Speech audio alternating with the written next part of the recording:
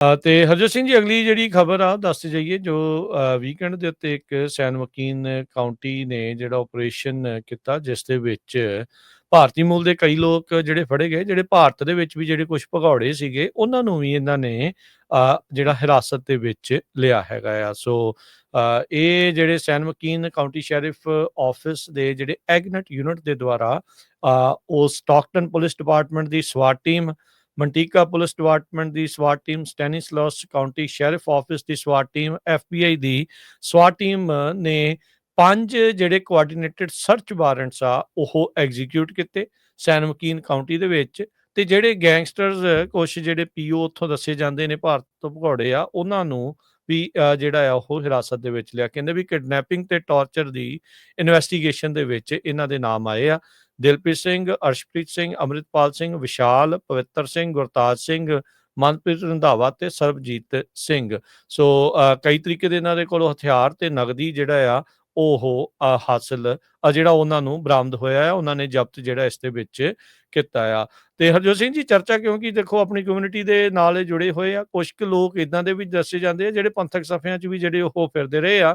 ਇਹ ਚੀਜ਼ ਆਪਾਂ ਬੜੇ ਚਿਰ ਤੋਂ ਕਹਿੰਦੇ ਆ ਰਹੇ ਵੀ ਭਾਰਤ ਦੇ ਦੁਆਰਾ ਜਿਹੜੀ ਘੁਸਪੈਠ ਆ ਕਈ ਤਰੀਕੇ ਦੇ ਨਾਲ ਜਿਹੜੀ ਉਹ ਕੀਤੀ ਗਈ ਆ। ਜਿਹੜੇ ਇਨਵਿਜ਼ੀਬਲ ਇਨਵੇਡਰਸ ਆ ਉਹਨਾਂ ਦੇ ਦੁਆਰਾ ਇਹ ਸਾਰਾ ਕੁਛ ਜਿਹੜਾ ਉਹ ਵੀ ਨਾਲ ਦੇ ਨਾਲ ਹੋ ਰਿਹਾ। ਸੋ ਬਹੁਤ ਸਾਰੀ ਜਿਹੜੀ ਕਮਿਊਨਿਟੀ ਆ ਉਹ ਇਸ ਐਂਗਲ ਤੋਂ ਵੀ ਇਸ ਨੂੰ ਜਿਹੜੀ ਉਹ ਦੇਖ ਰਹੀ ਆ ਵੀ ਇਹ ਲੱਗਦਾ ਆ ਵੀ ਇਹ ਕਿਤੇ ਨਾ ਕਿਸੇ ਤਰੀਕੇ ਦੇ ਨਾਲ ਘੁਸਪੈਠ ਵੀ ਜਿਹੜੀ ਉਹ ਕਰਾਈ ਕੀਤੀ ਜਾ ਸਕਦੀ ਆ।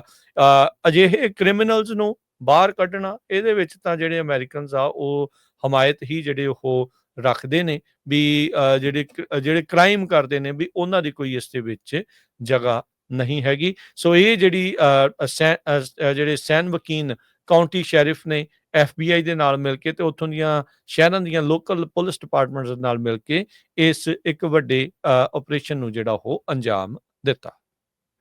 ਹਿੰਦੂ ਅਮਰੀਕਨ ਫਾਊਂਡੇਸ਼ਨ ਤੇ ਬਹੁਤ ਸਾਰੇ ਇੰਡੀਆ ਦੇ ਨਿਊਜ਼ਪੇਪਰ ਇਹਨੂੰ ਜਿਹੜਾ ਆ ਉਹ ਖਾਲਿਸਤਾਨ ਦੇ ਨਾਲ ਜੋੜ ਕੇ ਉਹਨਾਂ ਨੇ ਪੂਰਾ ਪ੍ਰਚਾਰ ਸ਼ੁਰੂ ਕੀਤਾ ਹੋਇਆ ਵੀ ਜੀ ਇਹ ਬੱਬਰ ਖਾਲਸਾ ਦੇ ਸੀ, ਜਦ ਕਿ ਹਰ ਇੱਕ ਸਿੱਖ, ਹਰ ਇੱਕ ਪੰਜਾਬੀ ਨੂੰ ਪਤਾ ਹੈ ਕਿ 1993 ਚ ਕਿਤੇ ਕੋਈ ਬੱਬਰ ਖਾਲਸਾ ਦਾ ਕੋਈ ਲੈਣਾ ਦੇਣਾ ਨਹੀਂ ਹੈਗਾ।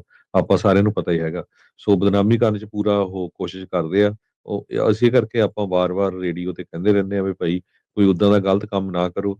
ਜਦੋਂ ਇੱਕ ਦਸਤਾਰ ਵਾਲਾ ਬੰਦਾ ਫੜਿਆ ਜਾਂਦਾ ਹੈ ਤੇ ਫਿਰ ਉਹ ਬਦਨਾਮੀ ਸਾਰਿਆਂ ਦੀ ਹੁੰਦੀ ਆ, ਦਸਤਾਰ ਵਾਲਿਆਂ ਦੀ। ਸੋ ਜਿੰਨੇ ਫੜੇ ਗਏ ਆ, ਹਾਂ ਠੀਕ ਆ, ਇਹਨਾਂ ਦੇ ਚਾਰਜਸ ਲਾਏ ਗਏ ਆ।